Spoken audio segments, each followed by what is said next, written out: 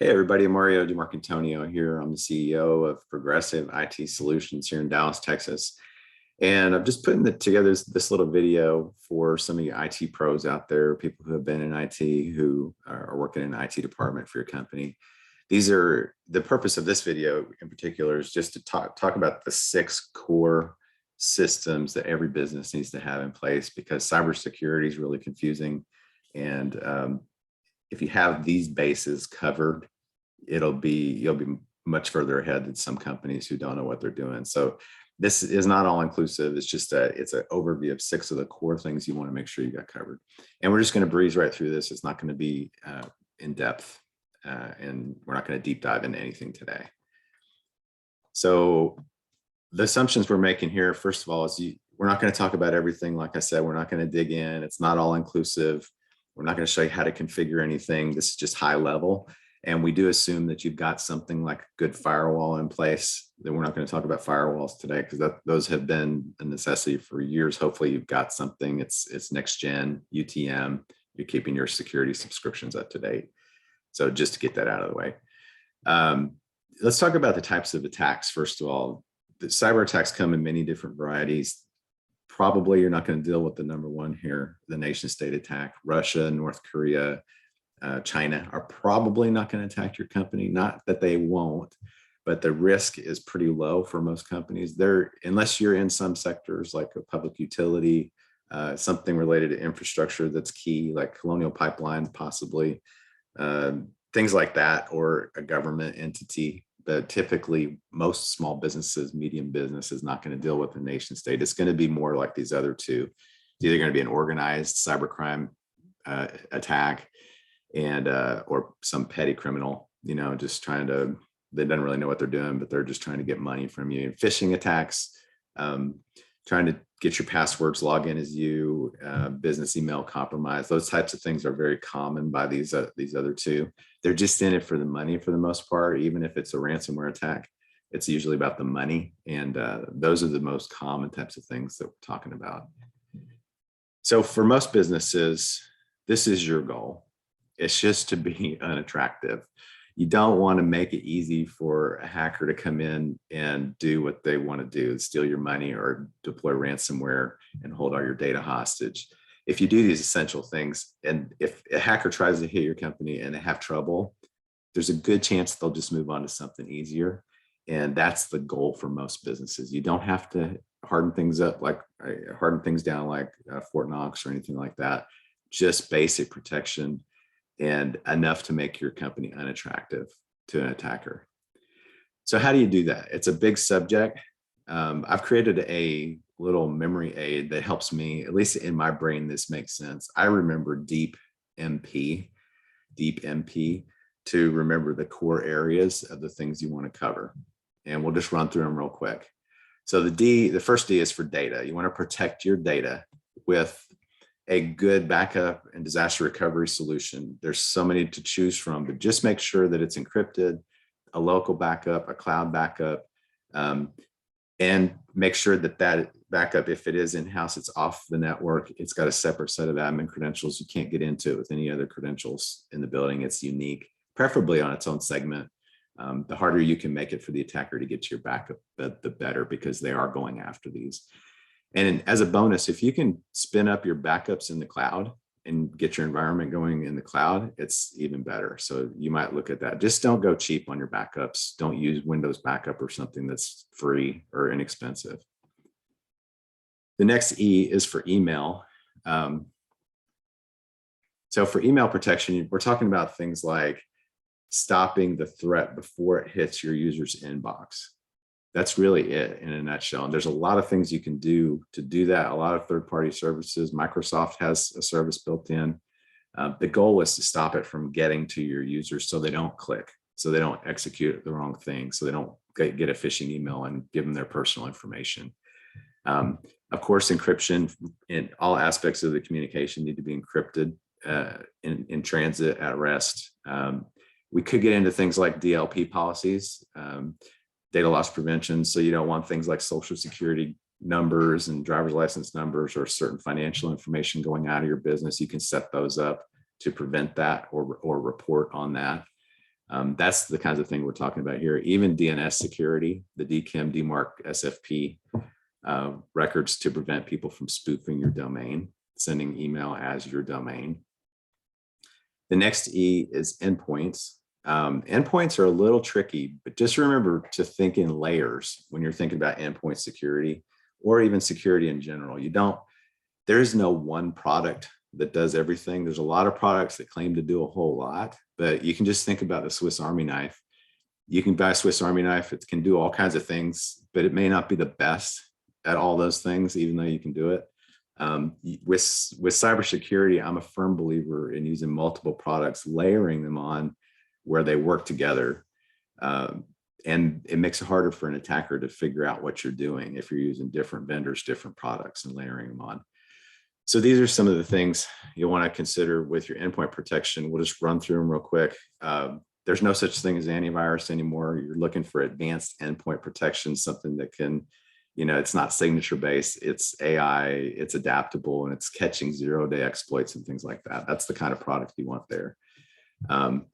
The next item is advanced persistent threat protection. And the next one is a US-based SOC with teeth. So sometimes those can work together. You can buy a product that finds things like threats where hackers will be on your network. They didn't actually execute anything malicious, but they're snooping and they're moving. They want to move laterally and look at your network. And that's the kind of thing you want a SOC to be able to spot and alert you, or preferably with teeth, meaning that they can do something for you. So if you're sleeping like me at 3 a.m. and something happens in the middle of the night, they can actually isolate the machine and then call you and alert you. So you don't want a SOC that just sends you an email, because that's no good if you're asleep. So keep that in mind. Web content filtering, you just want to make sure your users can't go to any website, reduce the junk. It depends. This is all corporate culture based too. Generally, people don't want their users looking at pornography at work. Sites like that are more than likely to be something that a scammer would use to do phishing, where their credentials will get compromised, or et cetera. So you want to make sure you got that under control. Application whitelisting is a big one. It goes in line with the move towards zero trust. Only allow the good programs to run, don't allow the bad ones to run. And there's some good programs out there that do this, and it's not as hard as it sounds.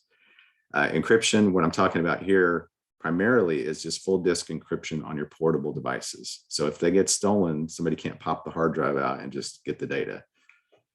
Unique local admin passwords on each machine. This is important too, because you don't want the same admin user account and password across the board at your company, because some attackers can get in, discover those credentials, and just move laterally with no problem. If you do that, you want to make sure that every computer has a unique local admin password if you're using that.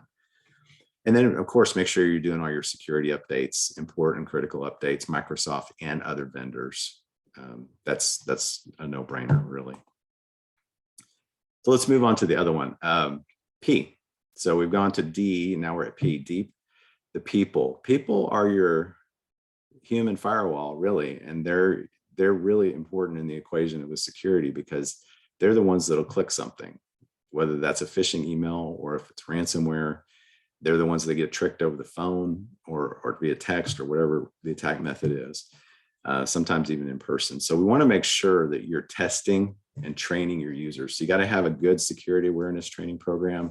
Make sure the content's relevant and fun, it rotates, and you're able to report on what your users have trained on and where they're at with their education. And also, if they're clicking on test phishing emails, you want to know who your clickers are so that you can educate them. And then be able to generate reports for management too. So a good product here that I really like is KnowBe4. I still think they have the market here, but there are some others in the industry that are doing well, and there's some good things up and coming. So just keep your eye on it. But if I were to choose something today, we still use KnowBe4. Great security awareness training. So M stands for MFA. Just make sure you've got multi-factor authentication turned on everywhere you can. Every critical account, get the message across to your users that if it's available, go ahead and turn it on. And all this is going to do is it prevents somebody from discovering the username and the password and being able to get into an account. They also have to have the code, obviously, which goes to the user's device. And if they don't have that, they typically can't get in. It is hackable, but it's really hard. And this makes it extra difficult for an attacker to get in. You can also add MFA to your servers as well, so that you can't log into a server, for example, as a domain admin without going through MFA. And I'd recommend that. It's actually a security or a cyber insurance requirement now for some renewals, having that on your servers. The other P in the MP is passwords. So this is something we've heard for a long time. Complex passwords, have a password policy, passphrases for users. It's still important until we get to a point where we're not using passwords. And when they do get exploited or discovered on the dark web, they do need to be changed still. So have some kind of password policy still at your company.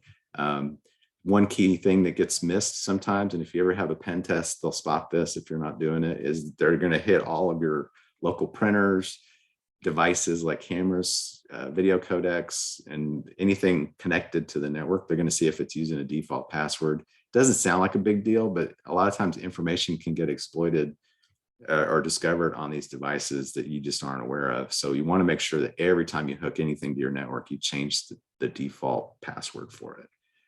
And then, password managers for your users. Something like LastPass would be good. This will help make passwords easy for people. So all they got to do is remember the one password. They've got it everywhere they go, all devices, and it's just automatic for them. It makes password management a whole lot easier if you're using a password manager. So let's review real quick. Just remember to make your company as unattractive as you can.